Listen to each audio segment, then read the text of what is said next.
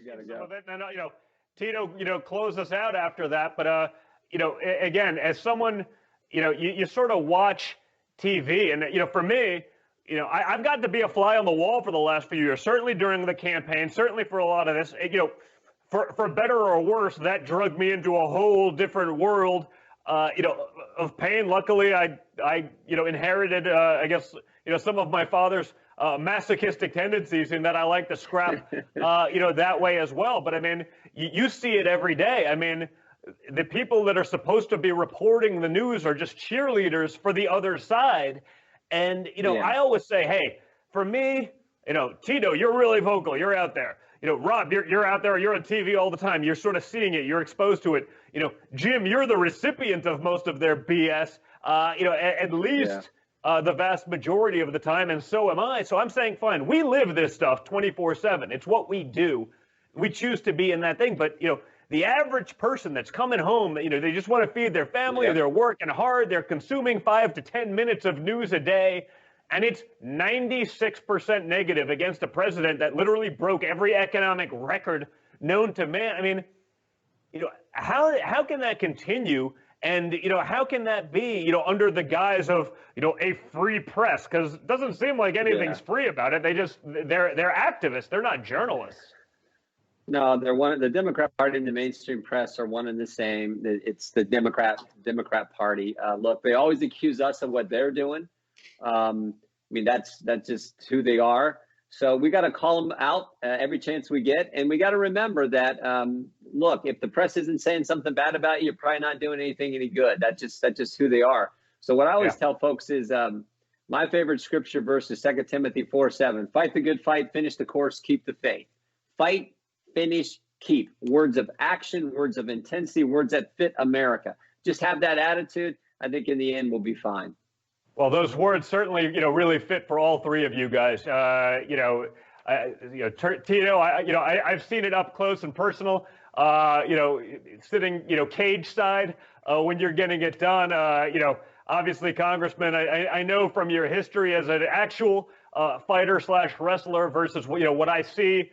The heat that you take, and it's been an honor to get to know you for the last few years being in the fight. As one of the true guys that just said, hey, I don't care. I don't need to be invited to the cool person party in Washington, D.C. I'm going to say what needs to be said. So I want to thank you for that. And Rob, just as a great American, thanks for everything that you guys have always done.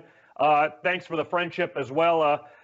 By the way, Rob, you actually paid me one of the great compliments of my life, unbeknownst to me at the time. And it was after our little tour in Montana, when we were around there for the midterms, helping Greg Gianforte get elected and all that. And, we'd spent some time together, and I'd, get on the stump and I'd talk about shooting and all this kind of stuff. And I think it was GQ called you. GQ, not exactly a conservative, magazine. But they called you because they were like, Don Trump Jr. is sitting there talking about guns. Like, what can he possibly know about shooting and this kind of stuff?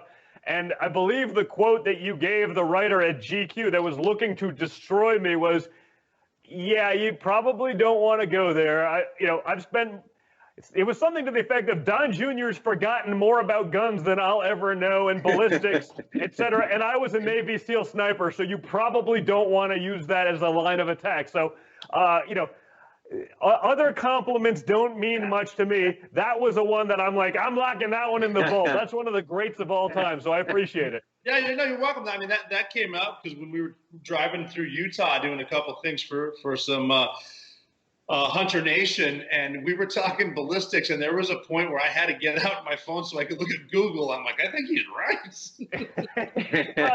Well, I'm the Fifth Avenue redneck. So while I may hail from the mean streets of New York City, I actually get out there and do these things, and spend most of my time in. I would rather spend it outside of the coast, out there shooting. So. But I appreciate it, and I never thanked you for that one actually. But I saw it, I was like, wow, that's one of the great sort of compliments of my life. And so I'll take this time now. But you guys have all been great. I really appreciate it. Thank you. Appreciate your friendship. Appreciate the fight that is in all of you. You guys are awesome. Thanks for coming on and doing this, and I look forward to doing it again many more times. Outstanding. We will make America great again.